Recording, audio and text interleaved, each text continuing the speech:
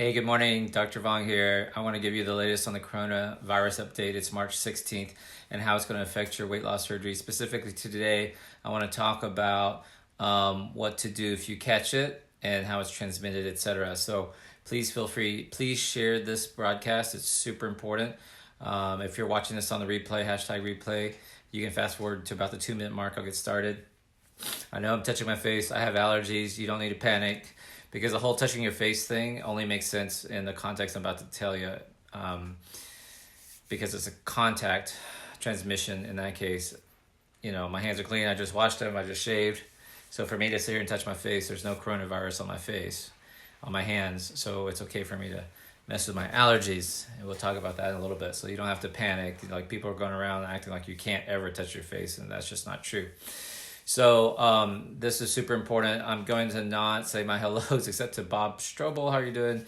And Sharon Jagel, Rita Scanlon, Thacker, Sheila Thacker, how are you guys doing? Please hit share on this broadcast. It's super important because we've got to really take this coronavirus very seriously. I've been doing a Facebook Live a day, updating people on the coronavirus. Now, a lot of you guys following me are weight loss surgery patients, and you're wondering, what the hell does this have to do with my weight loss surgery, Dr. Vuong? And I'm going to tell you right now, just to summarize what I've been telling you, and we're starting to see it come to fruition. Your weight loss surgery, if you're a pre-op patient, your weight loss surgery is going to be affected, right? Put a 1 in the comment section, a 1 if your weight loss surgery has already been affected. By that, I mean your follow-ups have been canceled, your surgeon has canceled all of the group meetings, your group dietitian visits, any sort of symposiums you're supposed to have, those have been canceled. Put a 1 in the comment section. Put a 1 in the comment section if you know someone who's already had their surgery delayed, or their weight loss surgery delayed or postponed, or maybe it was yours, okay? I'm going to give you an update from my Italian colleagues, my European colleagues. So a lot of times some haters on this Facebook feed and naysayers, they think like, why should I listen to Dr. V? Because he's just, I can get that information on the CDC website. No, you can't, because I'm telling you, I have connections, I have friends, I have colleagues that are giving me more accurate information. So this stuff is starting to come to fruition. So let me do the timeline for you real quick. My colleagues are saying in Italy for sure is on lockdown. My colleagues in England, France, Germany, Austria, they have all suspended elective surgeries. Why? Because this is a high transmission disease, and people with high comorbidities are not faring very well. Now, who are high morbidity people? Well, that's the obese population, right? You guys are heavy, morbidly obese, diabetic, you have sleep apnea a lot of times, you have lung restrictions where it's hard for you to breathe afterwards, you have ambulation restrictions, so you're a high-risk population. So in the European nation, they have already started, they have stopped elective surgeries. That includes bariatric surgeries. They are allowing emergency surgeries and some oncology surgeries. Some countries have suspended non-emergency oncology cases, which I that's kind of hard to define, I guess. But now we're starting to see that New York State has announced suspension of elective surgeries. The places hard hit, California, Washington, are suspending elective surgeries.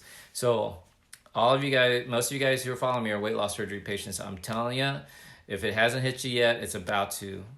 Don't get frustrated.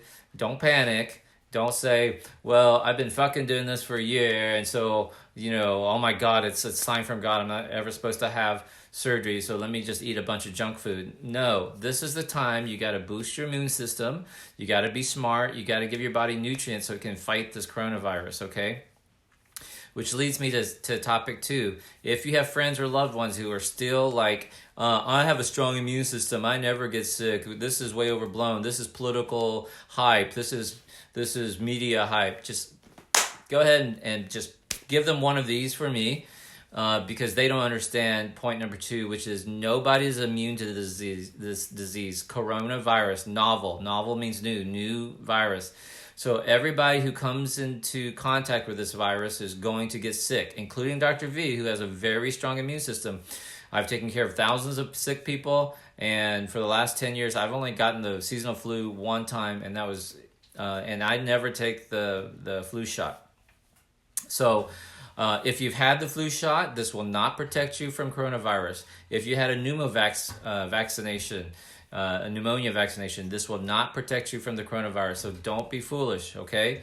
The numbers are really astounding. So when the CDC announced that, the World Health Organization, March 11th, announced that this was a pandemic, in the United States, we had 1,600 cases. This was March 11th. Today is March 16th, and so it's 5 days later. We now have over 3,600 cases. We went from 1,600 to 3,600 cases in a matter of about 5 days. All right, so this is a major, major health issue. Nobody's immune to this. So put that in the comment section. Tag somebody and tell them nobody's immune to this, because this is the first time we're seeing this virus. So what happens is, in order for your body to get immunity to a disease, you have to be exposed to it. You get sick one time, then your body builds up antibodies to it, so then the next time that virus comes around, your body can fight it off. This time, this is a brand new virus. Everybody's going to get sick, including Dr. V. All right. So there is some questions about, is it surface contact? Is it in the air? So the most contagious way to get it is airborne. So it's a respiratory, lungs, nose. So it's all in your mouth, guys and gals. It's all in your throat, mouths, and it's respiratory. Okay. You do not have to have symptoms in order to transmit it. Okay. In fact, you're already contagious before you have symptoms. Okay. I'm going to talk about that here in a little bit. But so it's airborne, right? Now, and so we think now that it's airborne for about 6 feet. So you want to maintain a distance of about 6 to 10 feet away from people. That's why avoiding big crowded spaces is super important. That's why this is crazy for you guys to be making a mass run on Costco, toilet paper, food, groceries. I promise you the grocery stores are working with the cities to increase their services, etc. So there's no need to panic. I'm not telling you to panic. I'm telling you to take this much more seriously. One of my friends is working with Walmart to increase the number of delivery drivers. So you're going to get your groceries delivered to you. So don't panic, all right? Don't make a run. It's not helpful. But I predicted 3 days ago that restaurants were going to start closing. And so now we're already seeing that. We're seeing restaurants either limiting the parties to 6 people or more, or not allowing you to mingle around the bar area because you can't maintain that safe distance. A lot of restaurants are going to pick up or delivery only now. So I think New York State, maybe California, Los Angeles are forcing restaurants to close.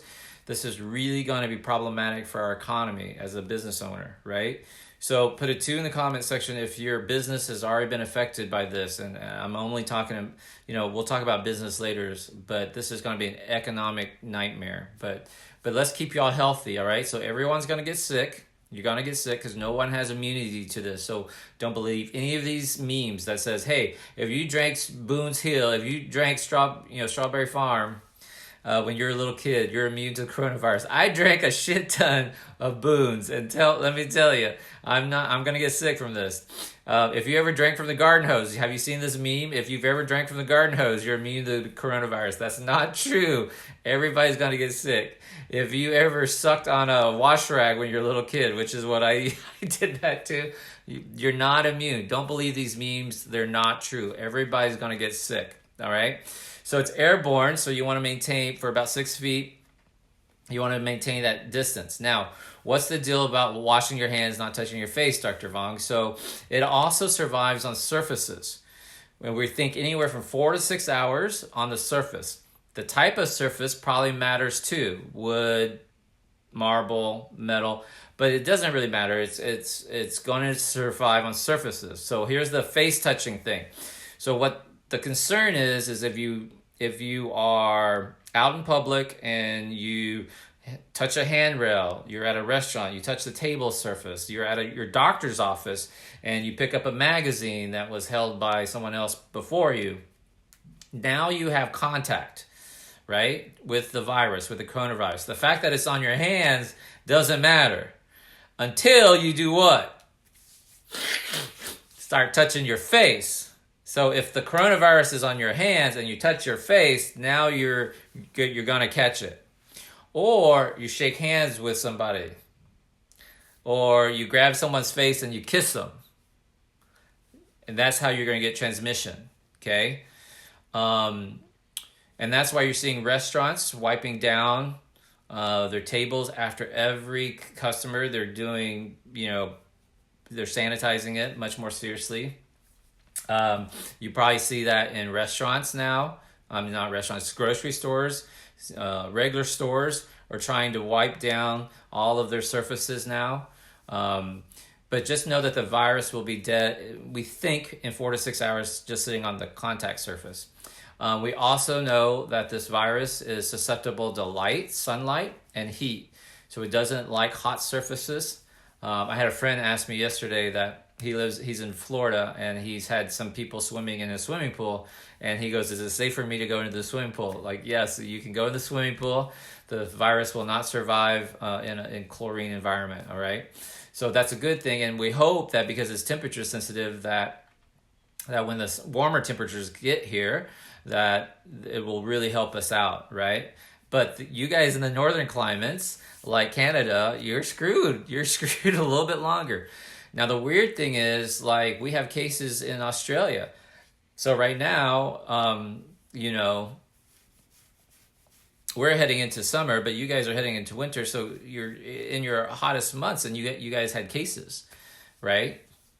So the southern hemisphere, you're winding down your summer, you're heading into your fall, right? So so that's the whole thing about the social distancing, right? This is why isolation is going to work. You really need to avoid large crowds, guys. You need to avoid large crowds. You need to wash your hands. But the second you wash your hands, 20 seconds, we have to count it. Because people, and doctors are guilty of this, we just kind of do that real quick, and we think we're done. 20 seconds, okay? So it's a long time. 1, 1,000, 2, 1,000, 3, 1,000, 4, 1,000, 5, 1,000, 6, 1,000, 7, 1,000, 8, 1,000, 9, 1,000, 10. You still got to keep washing. So that your little kids, your crotchety old parents who are like, yeah, fuck that. I made it through the war. This virus isn't going to get me. No, they're the most susceptible. Okay. So now, once your hand's washed, touch your face all you want. Kiss your loved ones all you want. Okay. So that's why social isolation really works.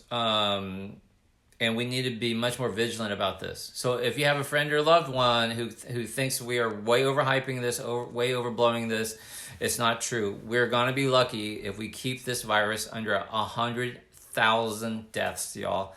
100,000. If we can keep the numbers below 100,000 deaths, not cases, deaths, I'm going to feel like I did my job. I'm going to feel like, man, we really listened, okay? So this is a serious epidemic. Serious panic.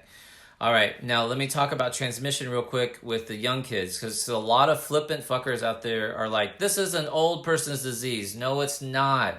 It's not. The numbers are going to drop. We have people dying in their 40s. Yes, most people dying in the United States is 70s, 80s, and 90s, but we have deaths reported in the 40s and 50s. And mostly because we have the comorbidity of obesity. Obesity brings along with it lung issues, sleep apnea issues. You can't walk. You have no respiratory reserve. And then you diabetic, you already have wound issues, you already have healthcare issues, you're already out there seeing your doctor, so you're exposed to these other sick people, right? So you're going to see the old age drop. Plus, we have smokers. So if you're 50, 60, 70 years old, you're obese, and you're a smoker, you're fucked, man. I'm telling you, if you catch this virus, chances are you're going to be a respirator. I don't like Dr. Vuong. He uses the F-bomb. If he would just quit cussing so much, I could share it. He'd have better reach. Well, how the fuck is that working for you guys in the news? How's that working for the other doctors? Sometimes you guys got to hear a good F-bomb so you can wake up and hear me, right? So get over it. You're going to die. I'm trying to help you not bury your mother, okay? So pay attention because the restaurants are closed. Now listen, they just announced that these restaurants are having to close. My girlfriend, Erica, is a waitress. Her restaurant is still open, but she primarily makes money. How are you going to keep your lights on? How are you going to pay for food? How are you going to pay for daycare if you don't have money, if you don't work? Now here's the sad part. How are you going to bury your mom if you don't have money? This thing is not going to peak until mid-May. Pay attention. In the United States, coronavirus will not peak, which means the highest number of cases, until mid-May.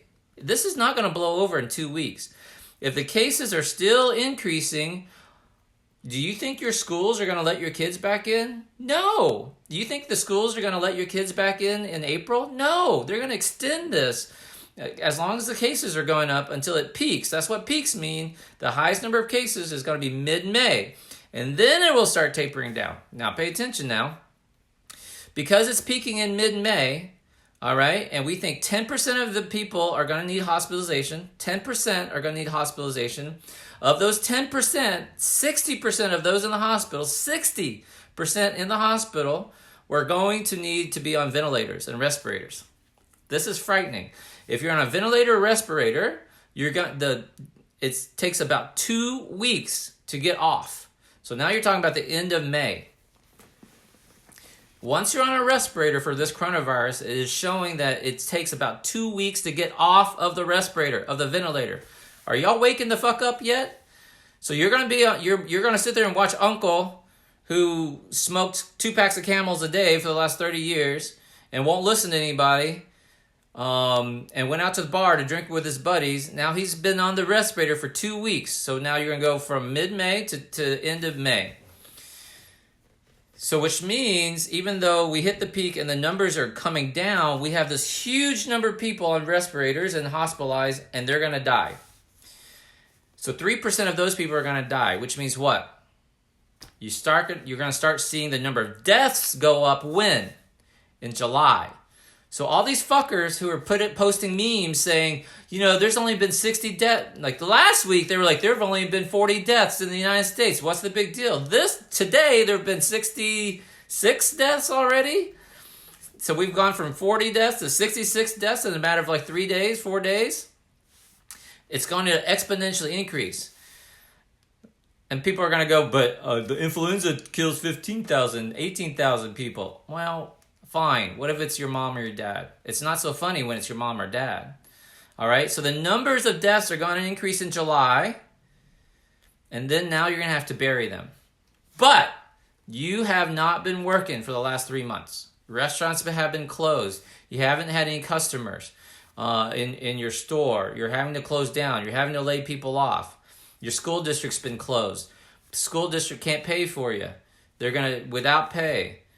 No one's paying for your handyman services. No one's buying your Sensi. No one has money to buy your massage therapy. They're going to start canceling all the excess stuff. Your massage therapy, your massage therapist. Dude, no one's going to be getting massages, yo. Haircuts, barbers. We're going to all have long beards, long hairs. No one's going to go out. Okay? So how are you going to pay to bury your parents? Think about how sad this is going to be, guys. The number of deaths are going to peak in July, are going to start increasing in July. So y'all put that in the comment section. Tag somebody who needs to hear that, okay? So it's super important that you start taking this seriously now. Social isolation is the best thing you can do. Avoid big spaces. Keep a distance. Sneeze into your elbows. Yes, that's important. Yes, it's important to wash your hands. I can touch my face all I fucking want because there's no coronavirus on my hands. Okay? When you go visit somebody, when you go from outside to inside, Go wash your hands. If you're expecting company over, ask all of them. Say, man, I hate to be a pain in the ass, but can y'all go wash your hands for 20 seconds? If you have visitors coming, the first thing you need to do is just put them right in front of the sink and ask them to wash their hands, okay? If they're coming inside your house. These are precautions that you have to do. Hoarding toilet paper is not going to help, y'all. Okay? Canceling your vacations will help. I know you're going to lose money. I know it sucks. Canceling your cruise is going to help. Okay? All right, Dr. Vuong, what if I get sick? What do I do if I actually get sick? All right? Most of y'all are going to be fine. So here's the other assholes going like, 97% of us are going to be fine. 97% of people recover. What's the big deal? 3% are not. 3% of a very large number. Everybody is going to get sick from this. Everybody who comes in contact is going to catch this. That's a huge number. So 3% of a huge number is a fucking lot of people. I'm going to be lucky if we keep this to 100,000 deaths. That's what 3% means. Okay? So you're absolutely right, smartass. 97% of you are going to recover. But 3% of a large number is a lot of people dying. Now here's the other thing. Just because you recovered, good for you, but there's a good chance you spread it. We think it's about 2.5 people. One person who has coronavirus is going to spread it to 2.5 people. You could have been the dickhead who gave it to your mom and now your mom's dead. Or your grandmother. How do you feel, smartass? Because you wouldn't wash your hands?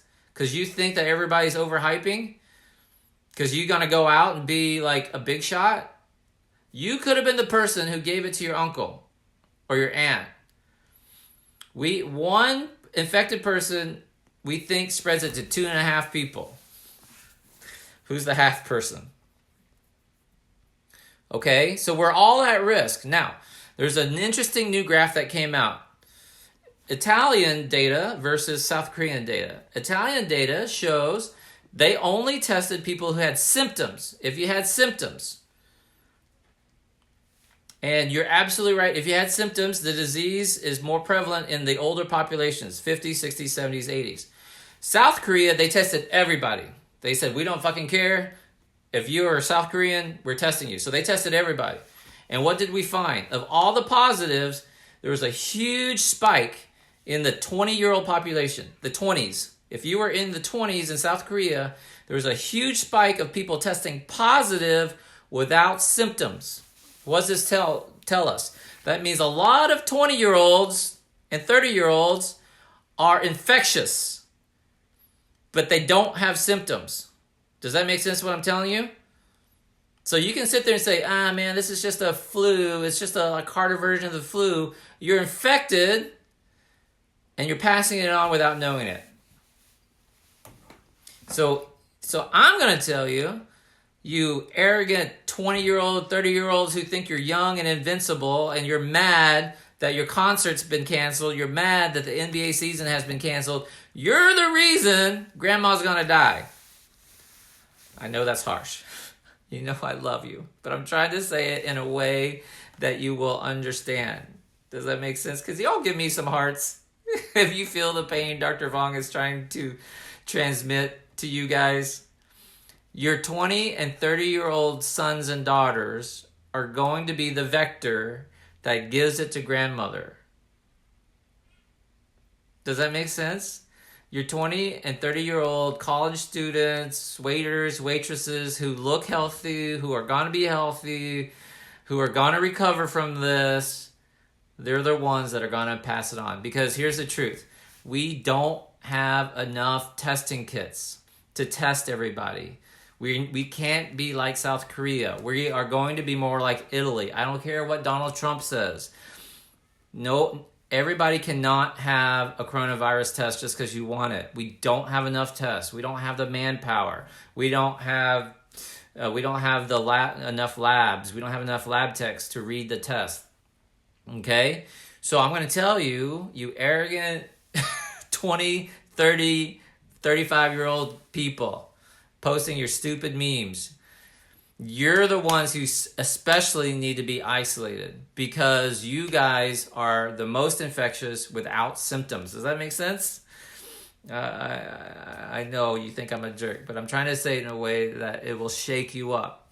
So if you have a young person in your life right now that are being arrogant, that are being flippant about this, please tag them in this video right now and say, listen to this doctor. He's telling you why you need to wash your hands, why you need to stay home, why you can't come visit me. Okay? So most of you guys who are going to get it are going to recover, and you treat it just like the regular flu. Okay? You want to stay hydrated. Drink a lot of water. Now, here's a problem. Most of you guys who have the weight loss surgery, you fuckers are still going, I don't like the taste of water, Dr. Vuong. Get over it. If there's any time for you to get over your hatred of water, it's right now. It's a choice between life or death. I'm drinking water. I don't know about you. I don't like the taste of water. Get over it. If your sister is like, I don't like the taste of water. I need my Crystal Light. Tell her, get the fuck over it. Get over it. You need to stay hydrated.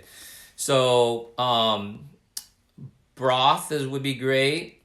And I know some of you guys want to be vegetarian or vegan, but some of you guys, because you've had weight loss surgery, might need more protein, right? So there are some of you guys who need to get some bone broth in you, some chicken soup in you. That would be all fine. Stay hydrated. What about tea, Dr. Vuong? What about tea? Tea has, listen, fuckers. If it has caffeine in it, it's going to dehydrate you. It's going to make you pee. That's what caffeine does. So your coffees and your teas, your caffeinated teas are making you pee. So you're going to lose it. Your alcohol is dehydrated. It's a beer, Dr. Vuong. They call it a coronavirus for a reason. I'm drinking my Coronas. Oh, that's kind of funny. But your alcohol is going to make you pee and dehydrate. All right? So while I agree with you, it's refreshing, it's going to dehydrate you. So you want to stay hydrated. You want to, and here's a big one for weight loss surgery patients, okay? I like to have a fever. Your fever means your body is fighting off an infection. So you want to mount a strong immune response. Have a fever. So if my kid got a fever, I would ride it as long as possible. Now you don't want to let it get so high that you have seizures, fever-induced seizures. So you don't get into the crazy 105, 104 range, but you don't know when you're going to get a fever, okay? Now, once you get a fever, the thing that works, seems to work for these viruses to make you feel better is ibuprofen, right? So it's an anti-inflammatory. It helps with your aching joints and pains and your body aches, and it will lower your fever. Now, a lot of you guys who've had weight loss surgery goes, we were told never to have ibuprofen again. That's a miss. It's fine. You can have a little bit of ibuprofen here or there to get over it. You will be fine. To take it chronically, you're going to get ulcers. You're going to get stomach ulcers. Yes, that's bad for you, but that's bad for anybody. I've done talks on this before. So if you take an ibuprofen, 3 or 4 ibuprofens here or there for a few days, you're not going to hurt your bypass. You're not going to hurt your sleep. So get over that. And now, if you're totally fucking paranoid, you can take Tylenol. That's fine. Take Tylenol. Tylenol works in a different pathway, so it's it's more gentle on your stomach, and your bypass pouch and your sleeve pouch. But just understand, you will be fine taking ibuprofen for a couple of days to get over this, and then stop.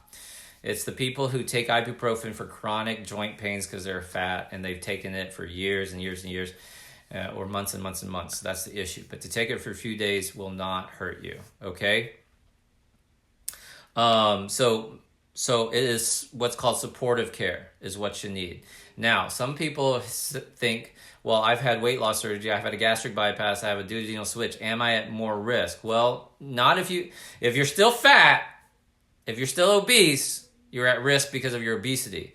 If you've lost the weight and your diabetes has gotten better, your lung function's gotten better, your sleep apnea has gone away, now you're at normal risk, just like Dr. V, normal risk. If you're skinny but you're malnourished because you've had problems with short gut, your iron levels are low, your vitamin D levels are low, your vitamin B levels are low, you haven't seen your surgeon in a long time, you said, fuck it, I'm eating a bunch of junk, you're not healthy, and you know who you are, you don't need me to spell it out for you, then yes, you're at a higher risk. And it doesn't matter if you had a bypass, a switch, It doesn't matter if you haven't had weight loss surgery. If you're suffering, if you're in a bad state of health, you're at an increased risk. That's basic it. Once you get sick, it's supportive care. And most of you are going to recover, but you're also very contagious. Now, we think the death rate is 3%. Okay? And if there's going to be 1 million cases of coronavirus, 3% death rate, that's 30,000 deaths, guys. That's 30,000 deaths. That is not something to sneeze at, no pun intended. Okay? We're in this for a long haul. We will not peak till May. This is going to crush us economically. Oh, I want to say one more thing. It's about your grandparents.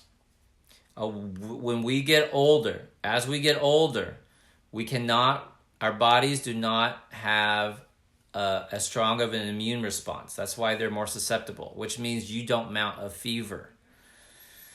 So we know this in medicine. This is a document. This is not special to coronavirus. We know that elderly patients often do not have fevers.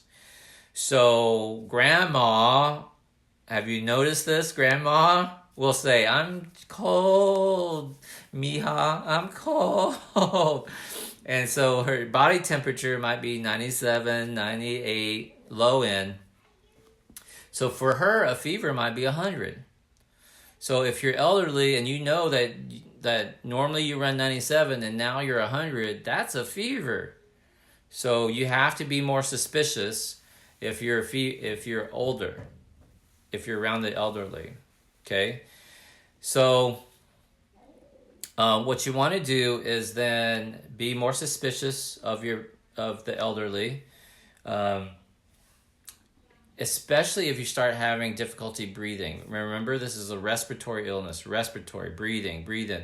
And your body will know. You're like, man, this is not good. I'm really huffing and puffing, trying to walk to the bathroom.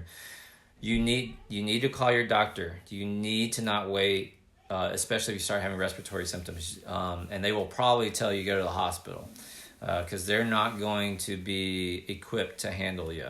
And they're going to be short-staffed, I promise you. We're already starting to see it. Okay, let me give you some statistics real quick, all right? March 11th, the CDC, the World Health Organization, declared this a pandemic. At that point, March 11th, we had 1,600 cases in the United States alone. Today's March 16th. 5 days later, we have 3,600. So we think the doubling rate, the doubling rate of this virus is 4 days, 4 to 6 days. So we went from 1,600, double that would be 3,200. We're at 3,600 cases, all right? The deaths were somewhere around like 29, 30 deaths. We are now over 60 deaths, all right? Washington State, where is the hotbed, it's where it started in the United States, has, if you watch my video from yesterday, they had 600 cases with 40 deaths, which is a death rate of 6.6%. Much higher than the average. New York State yesterday had 500 cases with only 2 deaths, which was 0.3%, much lower. You combine the 6.6% plus the 0.3%, and now you have the average death rate of 3%. But the New Yorker would be foolish if he thought, well, see, this virus is not that strong. I'm from the Bronx, man. We're tough. You can't kill us in coronavirus. Dude, now New York State has overtaken Washington in the most number of cases. So now New York has over 700 cases now and 6 deaths. That means we went from 2 to 6. That's triple. And now your death rate has gone from 0.3 to 0.8, almost 1%. Okay? So you would be foolish if you think this is not a strong virus. It is. It has a very high mortality rate. Now, we are following in line with the Italian data. And the Italian data is, in some parts, for whatever reason, it is a 5 to 6% death rate. 5 to 6% death rate. So double what we thought. I'm not trying to make you panic. I'm just giving you the data as we know it. I'm not a fearmonger. Fuck you if you think I am. I'm not trying to add to the hype. I'm trying to tell you what's happening with my colleagues, all right? My international colleagues, my international surgeon friends, I'm telling you, they have canceled elective surgeries. They are canceling any elective follow-up appointments. So that's just a matter of time. New York State has canceled elective surgeries. Parts of California, Washington has canceled elective surgeries. It's coming down the pipeline, guys. Your bariatric surgery is going to get canceled. Your group meetings are going to get canceled if they haven't already. Your schools are going to get delayed longer. We're in it for the long haul. This does not peak until mid-May. Mid-May, that's peak means the highest number of cases, and then it's going to taper down. Highest number of cases means the most people inside hospitals. So of all the cases, 10 to 12% is going to need hospitalization. Of those 10 to 12% that are in the hospital, half of them are going to need respirators. I'm going to tell you, we don't have enough ventilators. We don't have enough ventilators. My European colleagues are telling me that they are having to triage who gets on a ventilator, who doesn't. And this part's morbid. You might want to tell the kids to leave the room.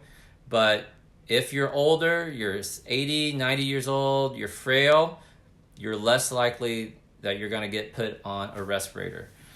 Doctors, your doctors do not want to be your judge, jury, and executioner. We do not want to have to triage patients, but that's what they're doing in Europe.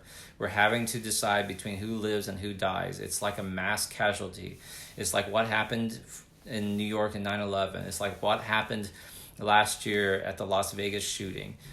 Except this is not an act of terrorism. This is an act of nature. This is a viral infection. The European doctors are having to decide who gets treated and who doesn't.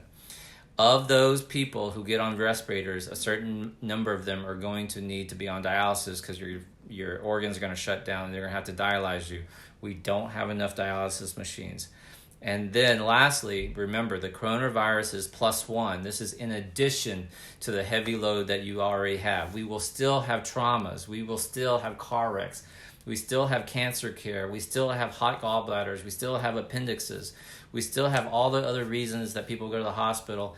The coronavirus is in addition to that. It's going to break us, medically speaking. It's going to break us. We don't have the capacity for it.